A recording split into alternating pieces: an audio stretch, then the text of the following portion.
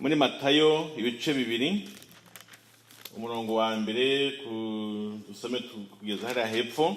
Ntabwo ndi busobanura ibintu byinshi, ariko ko turacyari iminsi ya Noheli, turakibuka ivuka rya Yesu mu buryo dushimira mu Imana, kandi twabishimye. Bamwe babivuzeho n'ukuntu Imana yihinduye umuntu.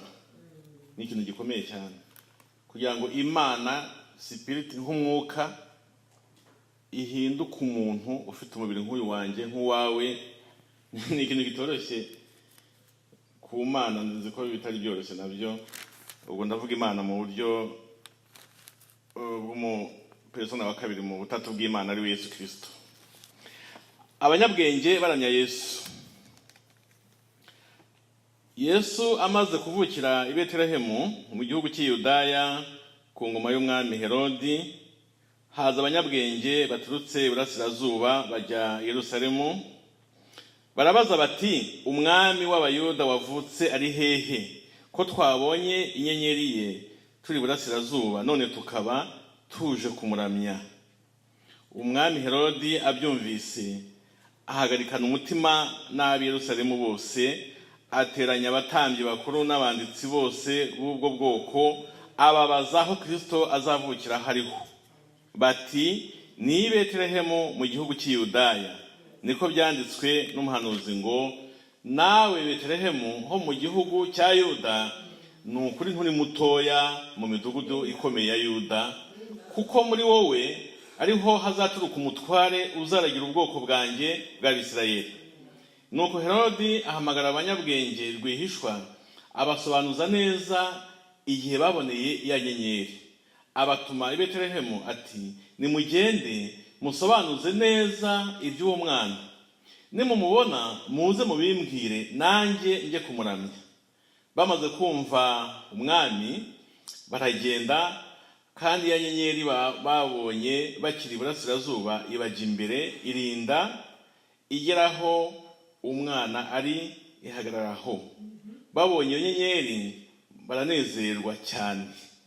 Bageze mu nzu basangamo umwana hamwe na nyina Mariya, barapfukama baramuramya. Maze bahambura imitwaro yabo, bamutura amaturo y'izahabu n'icyome n'ishangi. Baburizwa n'Imana mu nzozi gusubira kwa Herodi, banyura iyindi nzira basubira iwabo.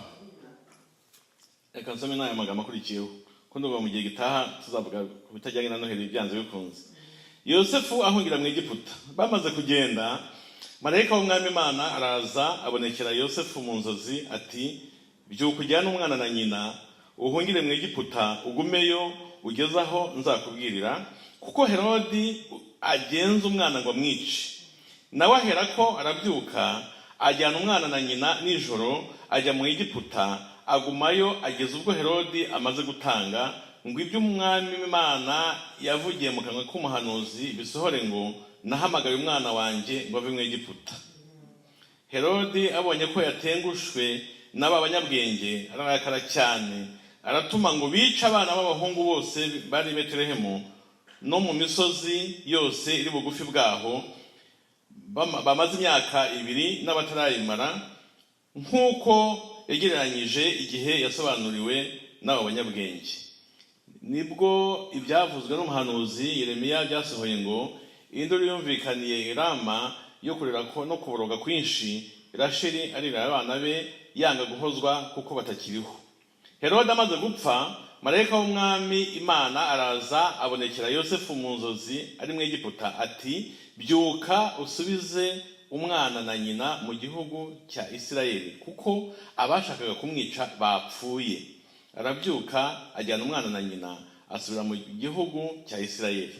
Ariko yumvise yuko Arikelayo yimye Yudaya, ahase Herodi atinya kujyayo, abwirizwa n'Imana mu nzozi, ajya mu gihugu cy'i Galilaya, atura mu mudugudu witwa Nazareti, ngo ibyavuzwe n'abahanuzi bisohore, ngo azitwa Umunazareti. Amen. Amagambo n'aya magambo ari ibintu byinshi, ariko ndagira ngo umurongo wa 12 abariwo musa nkaho musurinya muri Bibiliya zanyu, hari avuga ngo baburizwa n'Imana mu nzozi gusubira kwa Herodi, banyura iyindi nzira basubira iwabo. Amen. Reka mvuge mu ncamake, muri aya magambo harabonekamwo muri Bibiliya y'Ikinyarwanda banditse umutwe ngo abanyabwenge baramya Yesu, ariko ibyo nko mu Gifaransa usanga bavuga les rois mages cyangwa les mages. Ubundi aba bantu simpanya ko bagutse bitwa abanyabwenge bava mu gihugu cyabo. Iri zina ry'abanyabwenge ntekereza ko barihawe kubera ibintu bakoze nyuma bigaragaza ko ari abanyabwenge. Amen. Kuko donc les rois mages ni ibintu, ubundi aba bantu bari abantu ngo bagira amatsiko. Iyo babonaga mu kirere hari ibintu bibaye bidasanzwe, bashaka gukurikirana ibyo bintu babonye.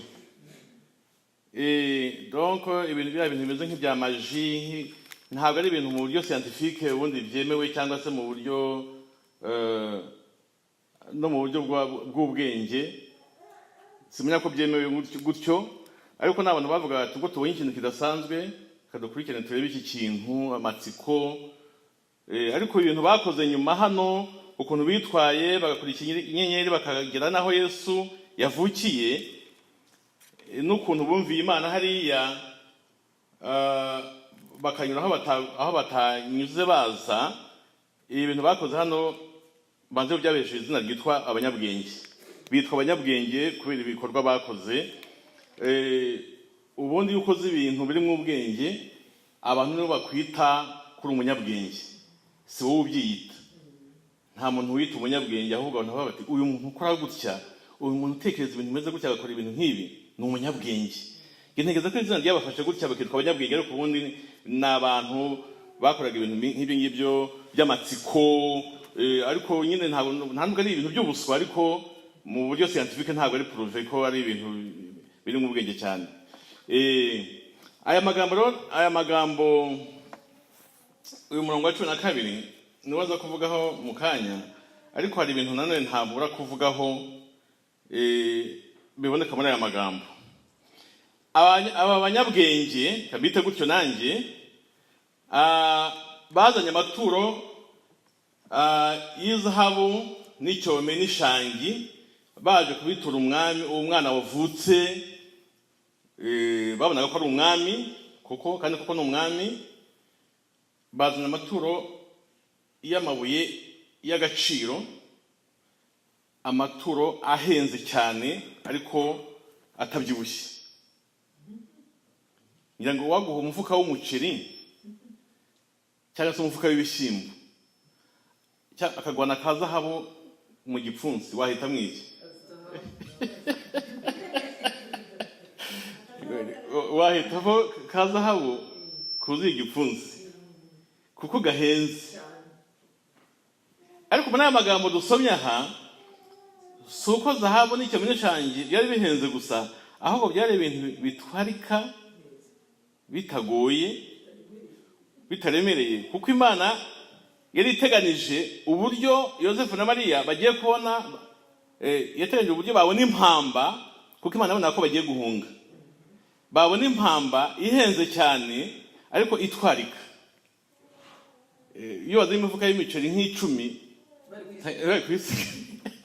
bari kuyisiga. Ariko ku ka zahabu n'icyome n'ishangi byari ibintu bihenze cyane, ariko watwara mu ntoki gutya nta kibazo. Cyane ko kuva mu Isirayeli bajya mu Egiputa muri Misiri ni kure cyane. Nta n'urugendo rwasaba ko badatwara ibintu biremereye kuko hari kure. Aya maturo batuwe hano, izahabu n'icyome n'ishangi, Imana ni nyabwenge. Imana yashatse ubutunzi Yosefu n'umuryango we nyine ubwo bazifashisha bageze mu Egiputa, mu gihugu cy'ubuhungiro bari bagiyemo, bakagurisha kuri ayo mabuye kugira ngo babone ikibatunga muri icyo gihe cyose bari mu Egiputa.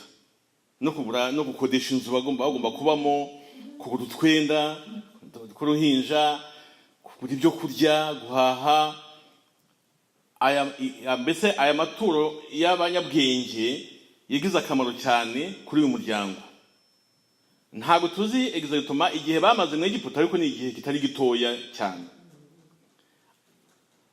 Amafaranga cyangwa se ikiguzi bavanaga muri aya mabuye y'igiciro nicyo cyabatunze mu gihe cyose bari mu Egiputa. Amen. Hanyuma nyine baza kuvayo, marayika ababwiye ati, wa wundi washaka kwica umwana yarapfuye, noneho musubireyo. Herode amaze gupfa, nta mpamvu ko Yosefu na Mariya na Yesu bagomba gukomeza kuba impunzi mu Egiputa, bagomba gusubira mu gihugu cyabo. Amen. Nuba kondisiyo kugira ngo basubireyo hagomba gupfa Herode yagomba gupfa kugira ngo basubireyo. Amen. Natwe mu buzima bwacu hari ibigomba gupfa kugira ngo tugubwe neza. Amen. Ntabwo ushobora gutunganirwe na Herode uri hafi iruhande rwawe. Herode abereho kugira ngo akubuze umunezero, kugira ngo akurwanye, kugira ngo nakwice bishobotse. Ubwo Herode mu buzima bwacu mu buryo bw'umwuka ni ikintu cyose kikubangamiye, kikubuza umutekano w'umutima, kikubuza kugubwa neza, kikubuza kwishima, kikubuza umutekano, kikubangamiye mu buzima, kikubangamiye mu buryo bw'umwuka. Icyo kintu nicyo Herode. Mu by'ukuri Imana idufashe muri uyu mwaka turi kurangiza, kugira ngo Herode wawe apfe. Amen. Herode wawe sinzi icyo namwita, bitewe n'ubuzima. Ubuzima bwacu uko bwubatse ntabwo bwubatse kimwe. Herode wawe ashobora kutaba Herode wanjye, ariko cyangwa nuko Herode akuva imbere kugira ngo utangire umwaka utaha nta Herode uri imbere yawe. Amen. Amen. Amen. Amagambo nshaka tuvugaho ahangaha mbere yo gusoza ni aya magambo yo ku murongo wa 12 yerekana abanyabwenge. Mbita abanyabwenge kuko niko byanditse, kandi hari ibintu bibiri. Hari ukuntu abanyabwenge baje bayobowe n'ubwenge bwabo, bakurikiye inyenyeri bayobowe n'ubwenge bwabo, bahagurutse bayobowe n'ubwenge bwabo. Kandi koko hari icyo byatanze. Umusaruro byatanze nuko iyo nyiri bayikurikiye koko bakaza bakagera aho babasha no kuvugana na Herode umwami. Rero ikintu gikomeye cyo bakurikiye inyenyeri iraza ibageza no ku cyiciro cyo kuvugana n'umwami w'igihugu, ariko objectif yari Yesu, umwana wavutse. Ariko bagomba guca kwa Herode kugira ngo bakomeze inzira ijya aho Yesu yavukiye. Ubwo rero inzira yabazanye ikabageza kwa Herode, bagakomeza bakagera no kwa Yesu aho yavukiye. Bayobowe n'ubwenge bwabo muri ibyo byose bakoze icyo gihe, kugeza icyo gihe babonye Yesu. Ikintu rero turimo kubonamo kindi cya hano kuri umurongo wa 12 ni uko noneho basubiyeyo batayobowe n'ubwenge bakoresheje baza. Ntago basubiye mu gihugu cyabo bakiyobowe n'ubwenge nk'uko bahagurutse baza, ahubwo basubiyeyo bayobowe n'umwuka nk'uko Imana ibategetse kunyura iyindi nzira. Amen. Hari ibyo dukora twiyoboye, hari n'ibyo dukora tuyobowe n'umwuka. Hari ibyo dukora tuyobowe n'ubwenge bwacu, hari n'ibyo dukora tuyobowe n'Imana. Ariko byose no kuyoborwa n'ubwenge bwawe si ikintu kibi, ariko bikeneye kunganirwa n'ubuyobozi bundi butari ubwawe, butari ubw'ubwenge bwawe. Ukeneye kunganirwa ku bwenge bwawe kugira ngo hakoreke ibidashoboye. Kandi Imana ntigitubuza gukoresha ubwenge bwacu kuko nabwo ibwemera, niyo yabuduhaye. Ahubwo yenterivona ibona ubwenge bwacu bufite aho bugarukiye, hasigaye ahakorwa nayo. Aho niyo Imana ihaguruka igakora. Amen. Ntabwo Imana izakubwira ngo ngo fatikanya ukoze mu biryo hanyuma utamire, kuko izi ko ibyo ngibyo bishoboye ibyo byahiye biri imbere yawe gushyiramo ikanya ukarya. Ibyo ni ibintu utasaba Imana igufashe. Ariko Imana yenterivona yibonaho ubwenge bwawe n'imbaraga zawe, mu by'ukuri nayo ibibona ko bitarenga aho ngaho, kandi hakaba hakenewe ikigomba gukurikiraho nacyo cy'ingenzi kandi cyakorwa nayo gusa. Aho ni Imana ihaguruka igakora igitangaza. Kuko igitangaza ntabwo gikorwa bitewe n'ubushake bwawe byanze bikunze. Igitangaza gikorwa ari uko Imana ibona ko aho bigeze nta kindi ubasha gukora, ari yo igomba kugira icyo yakora. Noneho Imana ikora igitangaza. Ntimugategeke Imana bikora ibitangaza, Imana ibibona. Ubushobozi bwawe n'ubushobozi bwanjye aho bigarukiye Imana ibihazi. Ibona ko wageze hahandi nyine utagomba kurenga, Imana ibibona gutyo, niyo ihaguruka igakora ibikurikiyeho kuko utabishobora nayo ibibona. Aribyo twita igitangaza. Amen. Aya magambo y'abanyasoma n'ubisa ari mu isomo rikomeye cyane, ariko nshaka gusorezaho kunyura iyindi nzira. Inzira yarazanye si yabasubijeyo. Aho banyuze baza abanyabwenge siho banyuze basubirayo. Ariko mu gusubirayo hari ibyo bahombye kuvugana n'umwami ntibyongeye. Amen. Burya iyo tunyuze mu yindi nzira hari ibyo dutakaza. Kuko urumva kuvugana n'umwami harimo icyubahiro, harimo bari bamenyanye, umwami basabanye ati nyamuneka ako kana mugende mukarebe, hanyuma nyamuneka muze mugende nange njye kukaramya kuko ndumva gakunze. Ariko yashaka kukica. Urumva kuba bavuganye n'umwami Herodi, abantu bose bakize za appointments batashoboye kubona, abantu bose bashaka kuvugana n'umwami Herodi siko bamubonaga. Umwami yari ukomeye cyane, umwami wese abakomeye, ariko Herodi yarateye ubwoba we. Kwa abanyabwenge baravuganye na Herodi, byari ibintu birimo ikintu cy'ishema cyane cyane ko batabazi n'imigambi ye. Ari nayo mpamvu Imana ihagurutse ikavuga iti uriya muntu attention, uriya muntu uri kubabeshya n'umuntu mubi, arashaka kwica umwana. Ntimusubize iyo nzira yo kwa Herodi, ahubwo munyura ahandi. Imana ibereka ahandi hantu ho kunyura bataha. Ubwo kuvugana na Herodi ntibyongeye, kugira ibwami ntibyongeye, ahubwo banyuze iyindi nzira ibacyura gusa, kuko bagombaga gukora ikintu gihesha umutekano uwo mwana wavutse. Aya magambo rero ni amagambo n'ubiza mu buryo bw'umwuka twatekerezaho. Hari ibyo twubatse mu buzima bwacu, twubatse inshuti, twubatse ahantu, twubatse ibintu, hariho tugeze twubaka ubuzima bwacu, ariko twakoresheje ubwenge bwacu. Iyo Imana yinjiye muri sirikwi, iyo Imana yinjiye mu buzima bwawe, iyo Imana yinjiye mu aho ugeze, mbese ikagusanga aho ugeze, hari igihe guha icyerekezo kindi. Iyo guha icyerekezo kindi rero hari ibyo utakaza. Reka mbe nk'urugero.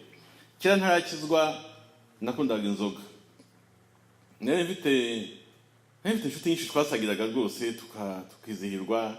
Nkiri umujene, nkiri umuseroteri, ariko mfite amafaranga n'ubundi menshi.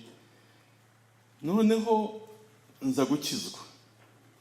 Noneho nakabwira ati se kukijijwe bari abantu bose ko mwajyaga musangira, abana bari bafite inshuti nyinshi, none bizagenda gute? Ntabwo muzakomeza gusabana kandi wakijijwe bo batakijijwe. Icyabaye nuko nyine natakaje inshuti nari mfite twasagiraga inzoga. Iyo umuntu akijijwe cyangwa se iyo wemeye ubushake bw'Imana, hari ibyo utakaza byanze bikunze. Ntabwo ushobora kugumana inshuti zo mu businzi ngo uzijyane no mu gakiza mukomezanye. Ntabwo bikunda, ntabwo bimacinga. Ariko kandi none ntimucike intege ngo mugire ubwoba. Iyo winjiye mu gakiza usanga iyo izindi nshuti kandi inshuti nziza, amen, zitakuryarya. Hari n'abazaga nkabagurira amayoga ariko wenda batanankunda, kabati wa wundi ufite amafaranga yaje nakora kuri radio y'Abadage nyine ati uriya muntu afite amafaranga muzi, bakanyegera namarago none bakanywa ntibirakora inshuti, mbese inshuti iteye nyinshi cyane aho ngaho. Yenda zarizo cyangwa se ntabwo zarizo, ntabwo bizi. Ariko mu Mana abo ufite inshuti nubwo niyo baba bake baba inshuti nziza, amen. Kandi cyane cyane inyungu irimo nanone nuko mu Mana inshuti ufitemo muzana kumezaga no mu ijuru muzamuri kumwe, amen. Aho kugira inshuti ukayita hano mu isi ukajya mu ijuru yatakaye, urumva mu by'ukuri tugize amahirwe abantu bose bakizwa bakabona agakiza k'Imana tukazabana nabo mu ijuru. Ariko bizaba ari igihombo kinini kuba umuntu yari afite inshuti nyinshi kuri iyi si, yagira mu ijuru nyine mbese ntizigereyo zo akagerayo wenyine. Mu by'ukuri bizaba ari ibintu bibabaje. Gusa n'igishimishije nuko mu ijuru ntabwo uzamenya abatahageze, abatahageze ntabwo Imana izatuma bibuka. Niyo mahirwe tuzaba dufite, ariko nanone ntabwo navuga ngo ni amahirwe kuko twifuza ko abantu bose bazajya mu ijuru. Ubwo rero aba banyabwenge bamaze kumva marayika ababwira ati munyure indi nzira, ngo baraburizwa n'Imana mu nzozi gusubira kwa Herodi, banyura iyindi nzira basubira iwabo. Nuvuga ngo ibyo babonye baza sibyo babonye bataha. Yenda hari byabashimishije baza, ariko mu gusubira ntabwo bongeye kubibona. Ariko icy'ingenzi nuko noneho bagiye bayobowe n'Imana, baje bayobowe n'ubwenge bwabo, ariko noneho basubirayo bayobowe n'Imana. Uyu munsi ndagira ngo tuyoborwe n'Imana guhera uyu munsi. Ntabwo Imana ivuga ko ibyo wakoze byose ari bibi, ariko niba Imana ikubwira iti icyerekezo wakoreshaga hindukira ukoresha ikindi kitari icyo ngicyo, wemere ijwi ry'Imana, amen. Ntacyo bitwaye ibyo wabona waba uhombye, ariko hari inyungu nyinshi mu cyerekezo gishyashya cy'Imana. Uyu munsi ni umunsi wo kuyoborwa n'Imana, ni umunsi wo kumenya ko hari uburyo bushyashya Imana ishobora gushyira mu buzima bwawe, ugakoresha uburyo Imana ikwereka, ukareka uburyo wagenderagamo mu gihe cya mbere cyose. Uyu munsi dukore nk'abanyabwenge ngo baburijwe n'Imana mu nzozi gusubira kwa Herodi. Harimo ibintu bibiri: baburijwe n'Imana gusubira mu nzozi, banyura iyindi nzira. Hari ibintu bibiri byakozwe. Imana yarababujije, ni kimwe. Icya kabiri, bumviye gahunda Imana ibahaye. Hari abantu babuzwa n'Imana ikintu bakinangira. Iki ni ikibazo gikomeye. Kubera iki? Impamvu binagira ni iyihe? Nuko ubwo Imana ivuze gutya irashaka kumbuza ibi, ubwo Imana ivuze gutya irashaka kumbuza uyu muntu, ubwo Imana ivuze gutya irashaka kumbuza biriya bintu. Nigeze ahangane kora imishinga yanjye, dore aho byari bigeze, none Imana imbwiye gutya. Ugasanga uhanganye n'Imana. Ariko iyo uzi ubwenge ujya mu cyerekezo Imana iguhaye, kuko n'ubundi ushobora kugumana ibyo ngibyo kugira ngo udashaka guhomba, bikagusenyukana n'ubundi. Amen, amen. Ubwo rero tugiye gusoza ijambo ry'Imana, ariko umwanzuro ni uko uyu munsi dukora nk'abanyabwenge.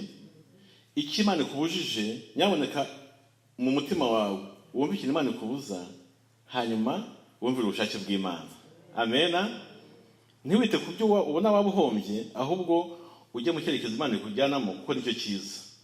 Tugiye gusenga Imana mu izina